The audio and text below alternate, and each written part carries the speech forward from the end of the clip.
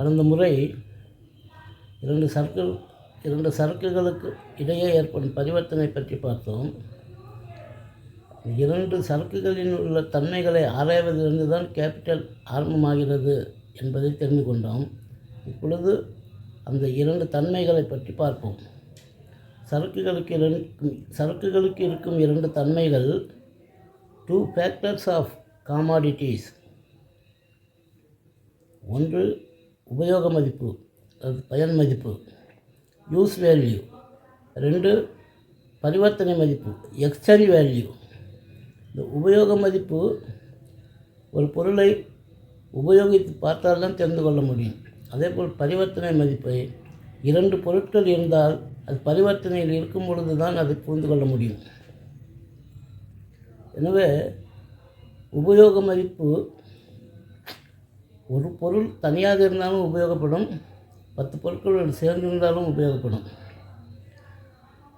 உபயோக மதிப்பு ஒருவருக்கு உயர்ந்ததாகவும் ஒருவனுக்கு தாழ்ந்ததாகவும், அல்லது அதற்கு உயர்வு தாழ்வு, ஒரு தனி மனித உரிமையெல்லாம் இருக்காது. அரசன் உட்கார்ந்த சிம்மாசனத்தில் ஆண்டி உட்கார்ந்தாலும் அந்த சிம்மாசனம் உட்கார்வதற்கு தான் பயன்படும். அதேபோல் ஒரு குண்டூசியின் உபயோகத்தை விட ஒரு நாற்காலியின் உபயோகம் அதிகமாக அல்ல, ஒரு குண்டூசியின் உபயோக மதிப்பு குறைந்ததும் அல்ல. அதேபோல் ஒரு மாம்பழமோ வாழைப்பழம், ஏதோ தின பழங்கள் அது இனிப்பாக இருக்கிறது என்பது அதனுடைய உள்ளே இருக்கும் உட்புற தன்மையை பொறுத்தது. அது கெட்டுவிட்டாலோ சேதமடைந்தாலோ அதனுடைய உபயோக மதிப்பை இழந்துவிடும்.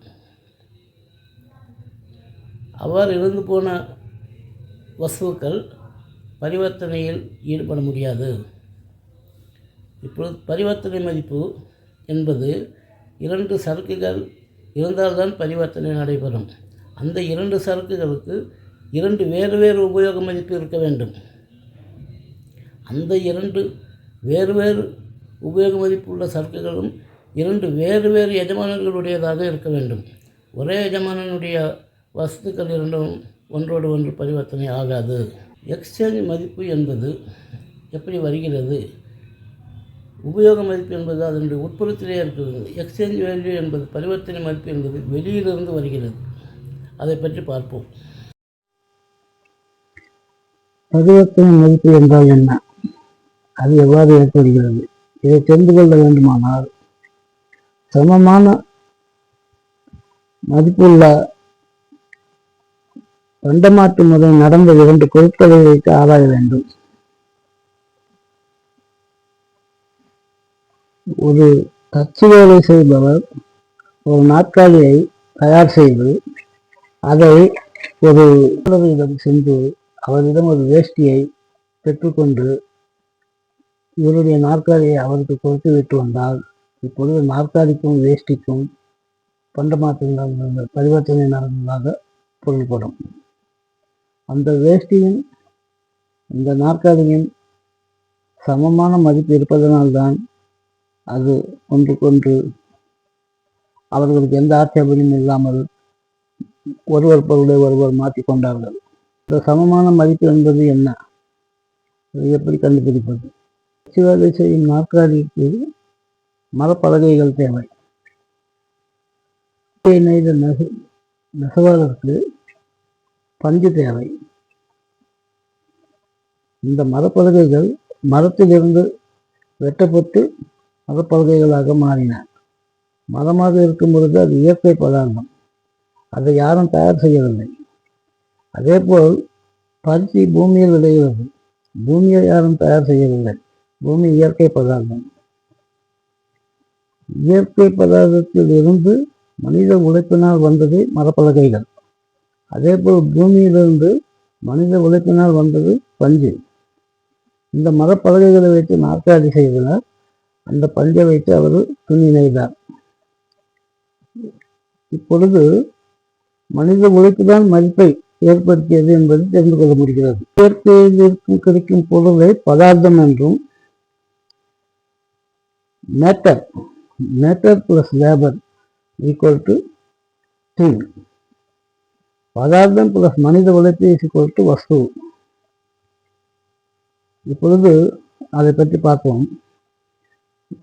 நீரில் உள்ள மீன்கள் நீரில் இருக்கும் வரை அவற்றிற்கு எந்த மதிப்பும் இல்லை, ஆனால் அவருக்கு உபயோக மதிப்பு இருக்கிறது. நீரில் உள்ள மீன்கள் கரைக்கு வந்து சேர்ந்த பிறகு அவற்றிற்கு ஒரு மதிப்பு ஏற்படுகிறது.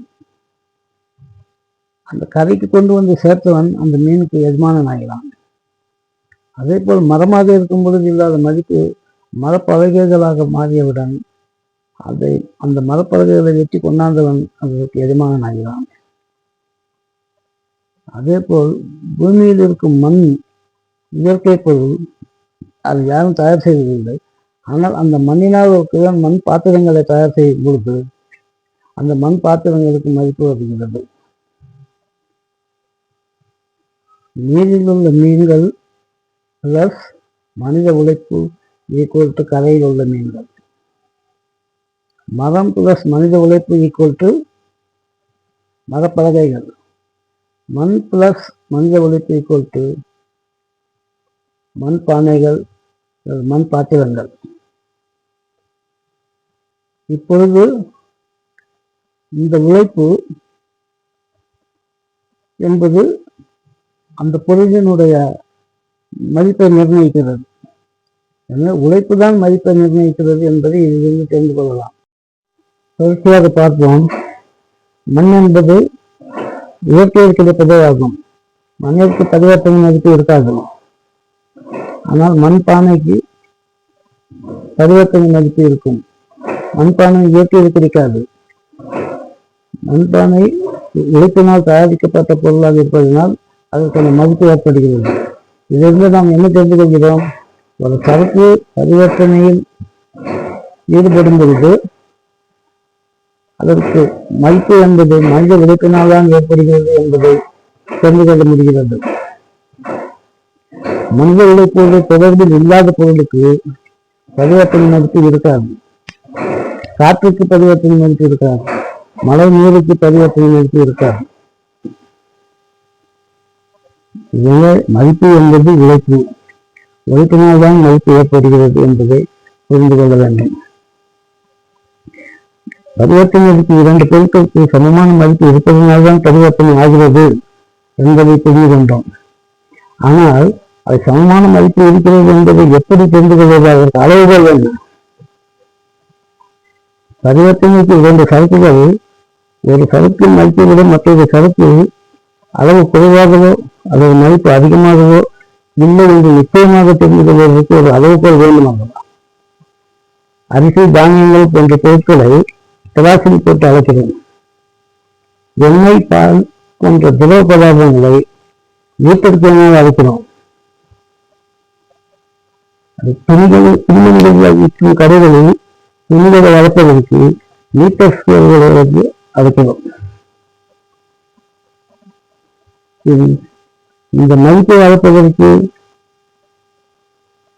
என்ன ஒரு சாதனம் இருக்கிறது? மதிப்பு உழைப்பினால் ஏற்படுகிறது. உழைப்பை அளப்பதற்கு ஒரு அளவுகள் வேண்டும் அல்லவா? அந்த சாதனம் தான் காலம், டைம். உழைப்பின் காலம், லேபர் டைம். லேபர் டைம் என்கிறார் கார்ல் மார்க்ஸ். இந்த லேபர் டைம் என்பதை கார்ல் மார்க்ஸ் தான் முதலில் பயன்படுத்தினார். அதற்கு முன்பு கிடையாது.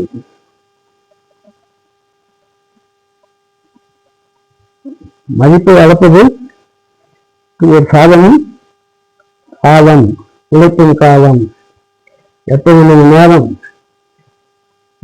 எத்தனை நாட்கள், எத்தனை வாரங்கள்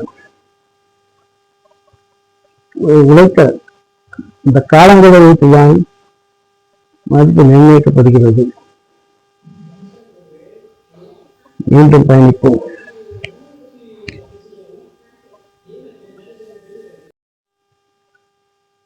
ஒரு சரக்கின் மதிப்பு அந்த சரக்கை தயாரிக்கப்பட்டதற்கு எடுத்துக்கொண்ட உழைக்கும் காலம் என்பதை புரிந்து கொண்டோம். ஒரு நாற்காலியின் மதிப்பையும் வேஷ்டியின் மதிப்பையும் அதற்கான உழைக்கும் காலம் இரண்டும் சமமாக இருக்கிறது என்பதை தெரிந்து கொள்வோம். நாற்காலியின் மதிப்பு ஒரு நாட்கள் 3 மணி நேரம் அதன் உழைக்கும் காலம் என்றால் அது வேஷ்டியினுடைய மதிப்பு 3 மணி நேரம் உழைக்கும் காலமாக இருக்க வேண்டும். இப்போது நாற்காலியை தயார் செய்வதற்கு ஒரு 3 மணி நேரம் எடுத்துக்கொண்டது என்று வைத்துக் கொள்வோம். அந்த 3 மணி நேரம் நாற்காலியின் உழைப்பின் காலம் ஆகாது. நாற்காலியை தயார் செய்வதற்கு ஏற்கனவே தயாராக வைத்திருந்த மரப்பலகைகளின் உதவியோடு நாற்காலி தயாரானது. இந்த மரப்பலகைகளின் உழைப்பின் நேரமும் அந்த நாற்காலியில் சேரும். இந்த மரப்பலகைகளை வெட்டி தயாரிப்பதற்கு உபயோகித்த கருவிகள், ஓலை, ரம்பம் போன்றவை, அவற்றின் பங்கும் அதில் சேரும். நாற்காலியை தயாரித்த பிறகு அதற்கு ஆணி, வார்னிஷ் போன்ற பொருட்களை உபயோகிக்கும் பொழுது அதனுடைய உழைப்பு நேரமும் அது சேரும். இவ்வாறாக எல்லா உழைப்பு நேரமும் சேர்ந்து நாற்காலி மொத்த உழைப்பின் காலம் ஆகும். அப்படி நாற்காலியின் உழைப்பின் காலம் 3 மணி நேரம் ஆகிறது. அதே போல் வேஷ்டியின் உழைப்பின் காலம் 3 மணி நேரம் இருக்க வேண்டும்.